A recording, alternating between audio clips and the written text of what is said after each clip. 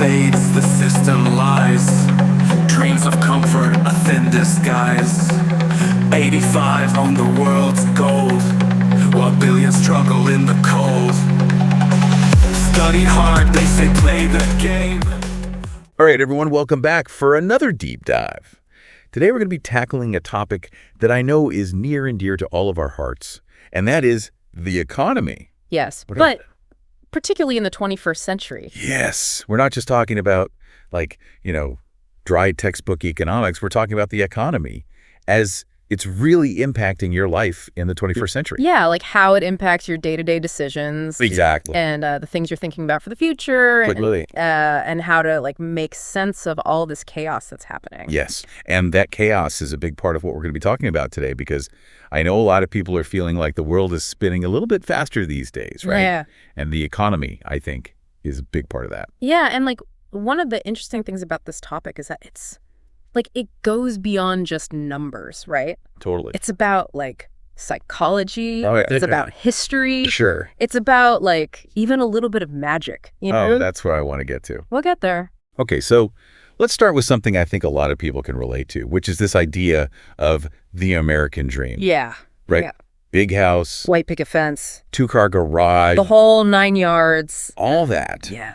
And it's something that, for generations, we've been told is the key to happiness, the key to security, the key to success. Yeah, absolutely. But one of the things our sources are really questioning is that actually true? Right. Is it still attainable? Yeah. And also, is it even the right goal anymore? Right. What if that dream is actually kind of a nightmare dressed up in good PR? That's a really good way to put it, because I think a lot of people, myself included, are starting to realize that dream is maybe not all it's cracked up to be. Right. And one of the things that I thought was really fascinating is how much of what we think of as normal around homeownership is actually rooted in very clever advertising and marketing. That's not necessarily based on what's financially best for individuals. Hold on. Are you saying my grandma's dream of owning a home was basically manipulated? I mean, not directly manipulated, but the desire for home ownership was very deliberately cultivated. Oh, interesting. Especially after World War II. There was this push to get people into houses, partly to boost the economy, right? Partly to create this sense of stability and nuclear family. The nuclear family, exactly. Yeah. And it worked, right? Yeah, that worked. It worked brilliantly. Through its mouth. But it also tied our sense of security and success to something that may not be sustainable or even desirable for everyone. Especially now, right? You think about all the things that have changed. Absolutely. Even just in the last few years. Yeah. And then you add on top of that all the talk about robots taking our jobs. Yes. That's got to shake things up even more. Oh, absolutely. The rise of automation is a huge factor in how the 21st century economy is evolving. Right. And it's not just factory workers anymore, right? Right. It's accountants, truck drivers, even, some medical fields are seeing automation creep in. So it's not just about losing jobs. It's about entire industries potentially changing. Right. And what does that even mean for someone who's trying to plan for their future? Right, exactly. I'm already stressed out just thinking about it. And then you add in demographics on top of that, right? That's right. The baby boomers are retiring en masse. They're leaving this gap in the workforce. Yes, gap. And they're leaving behind all of these unfunded pension liabilities. It's trillions of dollars. Trillions of dollars. Yeah. So the question becomes, who's going to pay for all of that? Exactly. Okay, I officially need a drink. Yeah. So where does the magic come in? Okay, well, so our sources actually talk about practical magic, right? Not the pull a rabbit out of a hat kind of magic, right? But techniques like divination and sigil magic. Oh, interesting. They argue that these can help you anticipate challenges, spot opportunities that other people might miss. Okay. And even influence outcomes to a degree. Wait, so you're saying we can use tarot cards to predict stock market crashes? It's not quite that literal, okay, but it is about understanding the underlying forces that are shaping your reality, okay, and then working with those forces strategically. So it's like getting a sneak peek at the game board before you actually make your move. Exactly. I like that. Yeah, so divination, things like tarot or astrology can be a way to kind of get a heads up about potential pitfalls or openings that you might not otherwise see coming. Okay, so before we get too far into the woo-woo stuff, which I'm very excited to talk about, let's back up for a second and make sure we're all on the same page about the basics of the economy. Okay. Right. Sure. Because I think there's a lot of confusion out there. Yeah. About how things actually work. Absolutely. One of the things that our sources really emphasize is understanding how money itself has evolved. Yes. Right? It's not what it used to be. Not at all. Yeah. So for example, the US dollar, right? Yeah. It used to be backed by gold. Uh-huh. Something tangible, Something real, you could hold it in your hand. Exactly. You knew what it represented, but now it's largely based on debt. Debt. Yeah. My student loans are part of the foundation of our economy. In a way, yes. Oh, wow. Over 90% of the money in our system is created through debt. That's crazy. So we're basically building a house of cards on IOUs. Pretty much, yeah. That's both terrifying and kind of amazing. Yeah. So, what does this all mean for, the average person? Well, it means that we need to rethink our traditional ideas about wealth and security. Okay. The old rules might not apply anymore. Because if the dollar is not as stable as we thought it was, and the American dream might be more of a carefully crafted ad campaign than an actual path to happiness, right, then we need to start asking some different questions. Okay, so what questions should we be asking? Well, for starters, we need to understand concepts like debasement. Debasement. Yeah. Right. The dollar's purchasing power has dropped by a staggering 95% since 1913. Seriously. Yeah. So my grandma, who kept all of her cash tucked away in her mattress, was actually losing money all that time. In a way, yes, because the value of that money was constantly eroding. Wow, this is blowing my mind. It's a lot to take in. It is. But it's also incredibly important to understand because it affects every aspect of our lives. Right. So if the dollar is not as stable as we thought it was, right, and the American dream might be more of a carefully crafted ad campaign, then, where do we even begin to build a solid future for ourselves? That's the million-dollar question, isn't it? It is. And it leads us to our next big topic, which is rethinking wealth itself. Ooh. Because if it's not just about a big house and a fat bank account, then what is it about? Okay, I'm on the edge of my seat.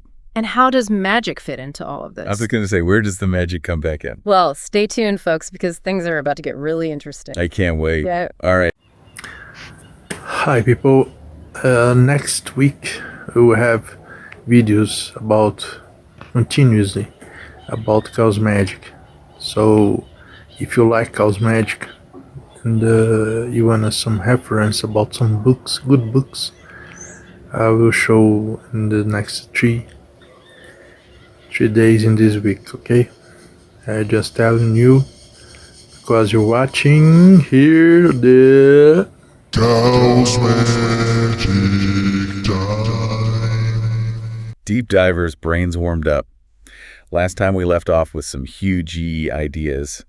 The dollar maybe not being so reliable, the American dream needing a 21st century update, and now we're diving into what our sources call the magic of navigating all this. And I'm excited to get into this because it's where things get really practical. It's one thing to understand the economic forces at play, but how do we actually use that knowledge to make better decisions in our own lives? That's the million-dollar question, and I'm ready to manifest some answers. But before we go full Wizard Apprentice, did you remind us what kind of magic our sources are actually talking about? Of course. It's not about winning the lottery with a spell, more about using subtle techniques to gain an edge. They focus on two main things: divination and sigil magic. Divination. Isn't that like fortune-telling? Tarot cards and crystal balls. I thought we were talking economics, not mystical arts. We are, but hear me out. Divination, at its core, is about understanding the forces influencing your reality and using that knowledge to make smarter choices. Think of it like a weather forecast, but instead of predicting the weather, you're getting a sense of the financial climate ahead. Okay, I'm starting to see how this could be useful. Instead of just blindly investing or making career decisions, you're getting a heads up about potential opportunities or challenges. Exactly. Let's say you're considering a career change. Instead of just looking at salary, you could use a tarot spread to explore the potential challenges and rewards of that path, or use astrology to see if the timing is right for you to make a move. So you're not getting a definitive yes or no answer, more like a nuanced understanding of the energies at play. Exactly. And remember, like any skill, divination takes practice. The more you use it, the more attuned you become to those subtle signs and synchronicities. All right, I'm willing to give it a try. What about this sigil magic thing? That sounds even more esoteric. Sigil magic is about harnessing the power of symbols and your subconscious mind to manifest your desired outcomes. Okay, this is where I get a little skeptical. Are we talking about drawing a picture and hoping it magically brings you money? Not quite. It's more about creating a symbol that represents your goal and then charging it with your intention and energy.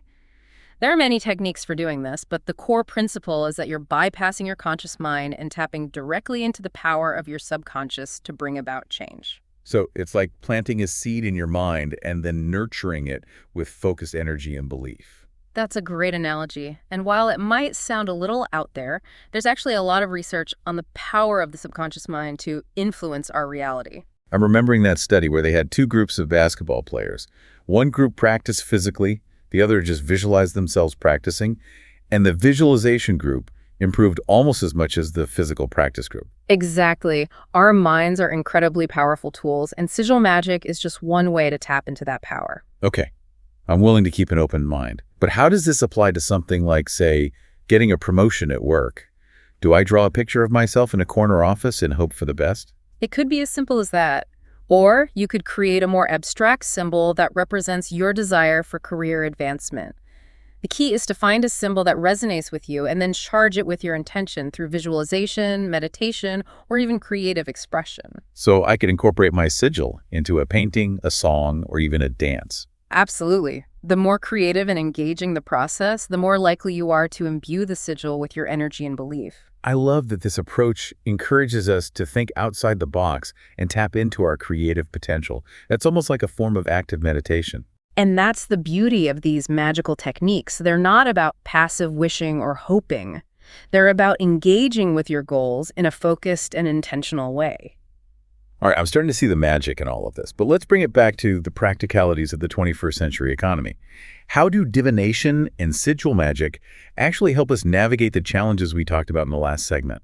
That's a great question, and it leads us perfectly into the next part of our deep dive, where we'll explore how to redefine wealth and success in a world that's rapidly changing. Okay, so we've talked about divination, we've talked about sigil magic, but there's still this big question looming, right? What does real wealth and success actually look like in this crazy, chaotic 21st century world? Right, like if it's not just about the big house and the fancy car and the fat bank account, then what are we even striving for? Exactly. What's the point? Yeah, and our sources actually offer some really interesting alternative models for wealth creation that I think are much more aligned with this new reality that we're living in. All right, I'm all ears. Okay, so one of the key concepts is this idea of convexity. Convexity. You familiar with that term? I'm not, actually. Break it down for me. Okay, so basically, convexity means that you're investing your time and energy in things that have the potential for outsized rewards. Yeah. Things that can scale and grow exponentially. So, like, instead of working a dead-end job where you're just trading your time for money, yeah,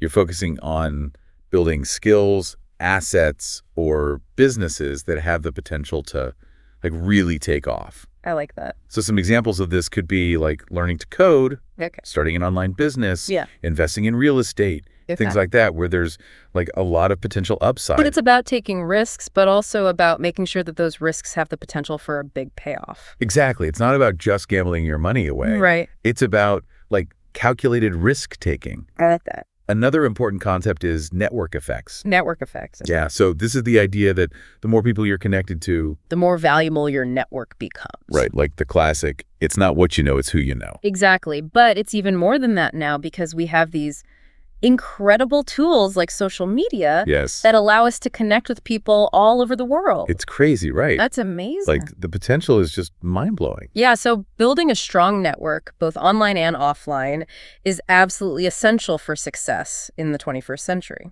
Okay, so we've got convexity, we've got network effects. What else? Well, Another important aspect is controlling resources. Okay. And this can take many different forms. It could be owning your own home or business. Okay. It could be investing in precious metals or other tangible assets. Right. It could even be something as simple as having a skill that's in high demand. Okay. The key is that you're not just relying on someone else for your livelihood. Right. You're in control. You're in control. Exactly. So it's about creating a foundation of security and independence. Exactly. I like that. Yeah. And then finally, I think one of the most important things to remember is that real wealth is about so much more than just money. Okay. It's about having a life that's aligned with your values and your priorities. Got it. It's about having time freedom and location freedom. Yeah. It's about having strong relationships and a sense of purpose. Those are all really good points. Because at the end of the day, what's the point of having all the money in the world if you're not happy? Exactly. What's the point? It's about finding that balance. Yeah. Right? Absolutely. Between like the material and the spiritual.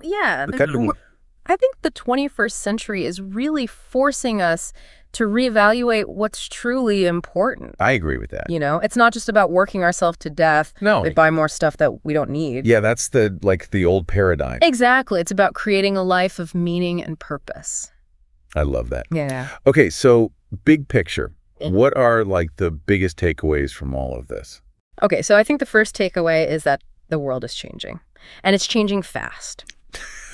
That's for sure. The old rules don't apply anymore, and we need to be willing to adapt.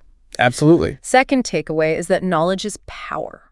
Yes. The more we understand about how the economy works, the better equipped we'll be to make smart decisions. I'm sure. And third, and I think most importantly, is that we have more control over our lives than we realize. Ooh, I like that. We don't have to be victims of circumstance. Right. We can create the future that we want. We have the power. We have the power, exactly. That's a great message to end on. Yeah. I love that. You know? This has been such a fascinating deep dive. It has. I feel like my brain is like overflowing with new ideas. Good, I'm glad. I'm going to need to like go for a walk and process all of this. Yeah. But I think the main thing I'm taking away from this is a sense of hope.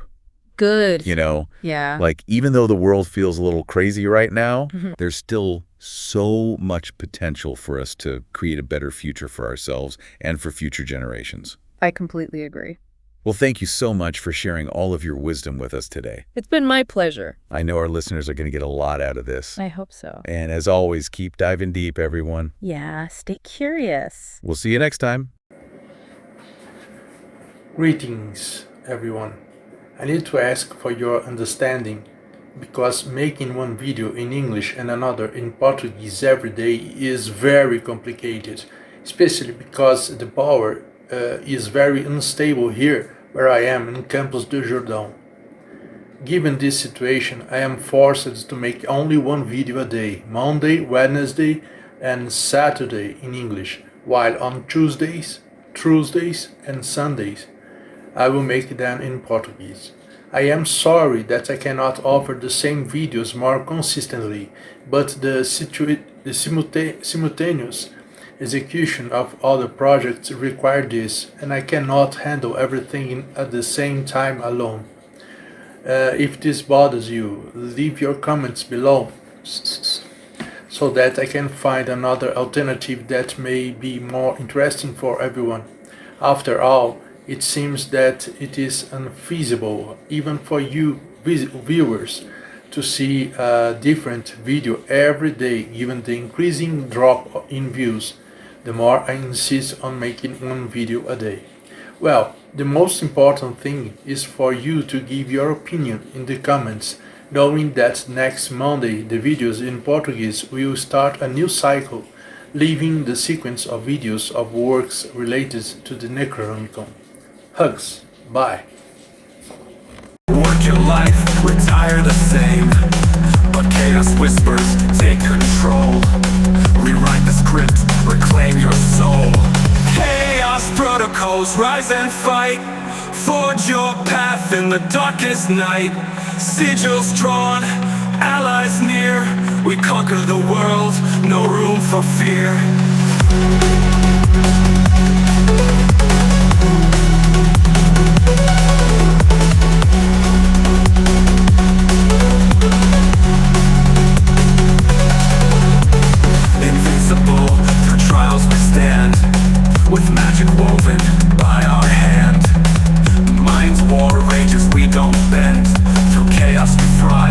until